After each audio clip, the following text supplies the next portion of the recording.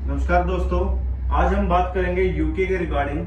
जो यूके जाना चाहते हैं ट्रैवल के रिगार्डिंग, अपनी ट्रैवल हिस्ट्री बनाना चाहते हैं या फिर वहाँ घूम के आना चाहते हैं और यूके कैसा है वो देखना चाहते हैं। तो ये टूरिस्ट वीजा जो यूके का होता है, इसमें अक्सर हमें देखा गया है कि वो वीजा ऑफिसर जो है कि हमारे स्टेटमेंट को समझ नहीं पाता, वो अंदर जो रिफ्यूजल देता है।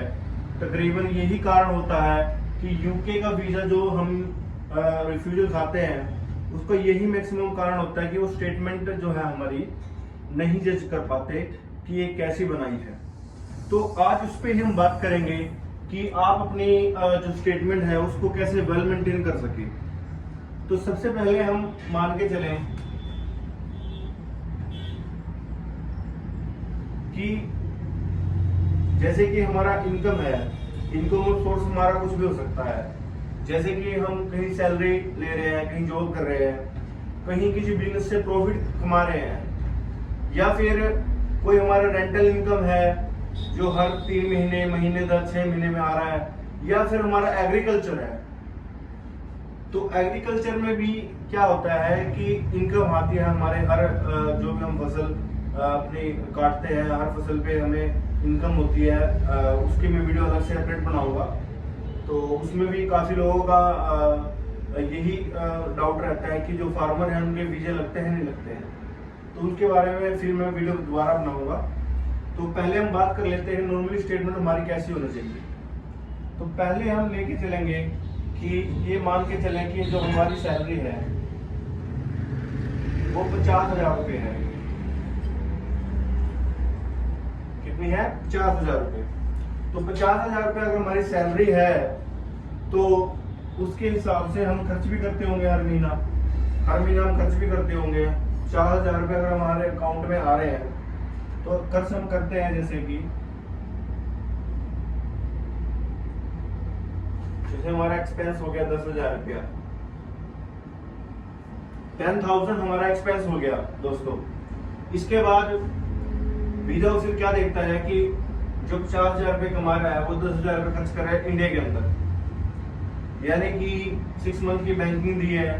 तो उसमें हमारे 60,000 रुपये मोटे मोटे हमने हमारे यहाँ पे लगने हैं। अगर हम यहाँ रहेंगे, इंडिया के अंदर रहेंगे, तो उसके अकॉर्डिंगली हम पे बच जाते हैं 40,000 रुपये। 40,000 रुपये हमारे बच जाते हैं एक्सपेंस को काट करके 50,000 में से। तो जो ये 40,000 रुपये इनकम है, इसे नेट इनकम हमारी बोल सकते हैं, अभी नेट इनकम ही है हमारी। तो ये हमारी बैठ जाती है तकरीबन 40,000 को मल्टीप्लाई करें 12 से, तो ये आता है लगभग 4,80,000 रुपये।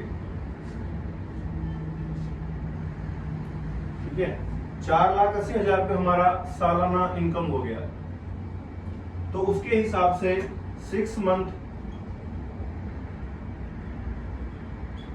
जो 6 मंथ है कि जो हम स्टेटमेंट देंगे, उसके अकॉर्डिंगली हमारी जो स्टेटमेंट रहेगी, जो हमारी इनकम रहेगी, वो 2,40,000 रुपये हो गया।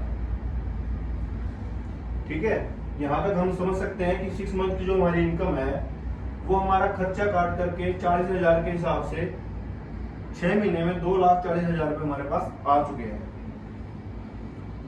और जो ये एक्सपेंस है, ये एक्सपेंस हमें जब हम वीजा फॉर्म भरते हैं या किसी से भरवाते हैं या एप्लीकेशन हमें जमा कराते हैं, उस दौरान आप देखना कि उसमें लिखा होता है कि आपको जो आपका हर महीने वो पूछते हैं, जो यूके का वीजा फॉर्म है उसके अंदर वो पूछते हैं कि हर महीने आप यहाँ कितना खर्च कर रहे हो, जहाँ आप रह रहे हो, जहाँ पे आपकी इनकम आप कमा रहे हो आपकी होम कंट्री में, तो आप कितना खर्च कर रहे हो हर महीना। तो 10,000 रुपये हमने जैसे खर्च कर दिया। ऐसा भी हो सकता है किसी महीने में 15 भी खर्च हो जाते हैं। अगर 15 खर्च हो रहे हैं, ये मान के चलो कि 15,000 रुपये खर्च हो रहे हैं किसी महीने में, ठीक है, तो 15,000 रुपये अगर खर्च हो रहे हैं हमारे, बेसिकली तो हमारे 10,000 खर्च हो रहे हैं, लेकिन 15 हो गए इस महीने में। तो अगले महीने में हम इसकी भरपाई करेंगे, अगले महीने हम इसको 5,000 रुपये खर्चा कर देंगे।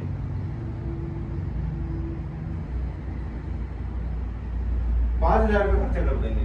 तो क्या हुआ, जिस महीने हमारे 15 किया था अगले महीने 5 करके तो 10-10 दोनों महीने में खर्च हो गया, हमारा एक्सपेंस 10-10 आ गया। तो ऐसे हमें अपनी 6 मंथ की बैंकिंग बनानी है। और मेक श्योर कि जो आपकी इनकम सोर्स है, जो आप इनकम टैक्स भरते हैं, उसके अकॉर्डिंगली आपकी स्टेटमेंट हो। क्योंकि लेटेस्ट जो इनकम टैक्स के आप देखेंगे जो फ्रंट पेज होता है उस पे हमारी नेट इनकम शो करते हैं, जो कि जैसे कि मैंने आपको बताया कि नेट इनकम हमारी ये हो गई। तो इतनी ही हमें अपनी इनकम दिखानी है, उसके अकॉर्डिंगली 6 मंथ हमारा इतना बैठना चाहिए। उससे पहले अगर हमारे इनकम है तो वो भी इसके हिसाब से चलेगी।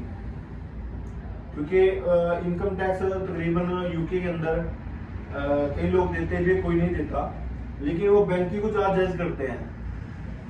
अगर आप इनकम टैक्स उसके अकॉर्डिंग दोगे, स्टेटमेंट के दोगे, तो आपका इसमें प्लस पॉइंट है, उसको समझने में बहुत ज्यादा आसानी होगी कि जो हमारा क्लाइंट है, जो भी हमारे यहाँ वीजा अप्लाई कर रहा है, तो वो किस हिसाब से एक्सप्रेस कर रहा है, किस हिसाब से अपने जो इनकम है उसको दिखा रहा है, शो कर रहा है। तो इस चीजों पे ही वो जज करते हैं और वीजा ग्रांट करते हैं।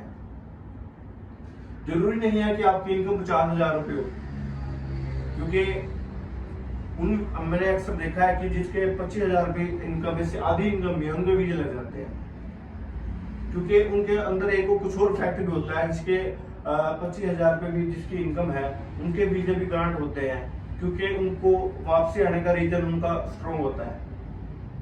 तो उसके बारे में अलग से बनाएंगे कि वापसी आने के आप कैसे स्ट्रॉन्ग रीजन बना सकते हैं, या आपके हैं, आपको नहीं पता, आपके स्ट्रॉन्ग रीजन है लेकिन आपको नहीं पता, या फिर आपको बताया नहीं जाता किसी भी कंसल्टेंट के द्वारा। क्योंकि आपको पता होना चाहिए कि हमारे वापसी आने के स्ट्रॉन्ग रीजन क्या होते हैं। तो ये वीडियो यहीं तक है। तो सबसे पहले हम स्टेप बाय स्टेप एक बार और हम रिवाइंड करते हैं चीज को, कि सैलरी 50,000, खर्च 10,000, बचत 40,000। 40,000 के हिसाब से 12 महीने में हमारा हो गया 4,80,000। 6 महीने की हम स्टेटमेंट देते हैं यूके के अंदर, हमने मैक्सिमम टाइम देखा है ये चीज। और किसी महीने में अगर हम 10,000 रुपये एक्सपेंस से ज्यादा कर लेते हैं और कर लेते हैं, यानी कि 15,000 कर लेते हैं मान के चले, तो 5,000 रुपये अगले महीने में करें, ताकि हमें जो पिछले महीने में ज्यादा एक्सपेंस किया था वो हमारा कवर हो के ये बराबर हो जाए। तो आई होप ये वीडियो आपको अच्छी लगी होगी, तो उसको सब्सक्राइब करें और लाइक करें और शेयर करें।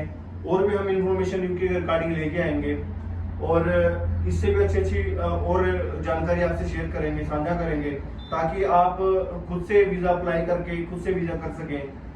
क्योंकि हम देखते हैं कि काफी लोग परेशान रहते हैं कि उनका वीजा नहीं लगता। तो यूके एक कंट्री है जो आपको एक्सप्लेन करती है A to Z कि आपका वीजा हमने रिफ्यूज क्यों किया। कई तो कंट्री ऐसी है कि आपको एक्सप्लेन भी नहीं करती, खाली वो टिक मार कर देती है कि आप वापस नहीं आओगे, आपका वापसी आने का कोई रीजन नहीं है, कुछ भी ऐसा आपको रीजन दे देंगे जो आपको समझ में नहीं आएगा क्यों किया है। तो मैक्सिमम जो यूके है उसका वीजा लेना आसान भी है और मुश्किल भी इतना है। तो अपनी प्रोफाइल को समझें, अपनी स्टेटमेंट को समझें और इस वीडियो को शेयर करें, ताकि और लोग भी इस जानकारी को समझ सकें और अपनी स्टेटमेंट डेवलपमेंट कर सकें। तो धन्यवाद।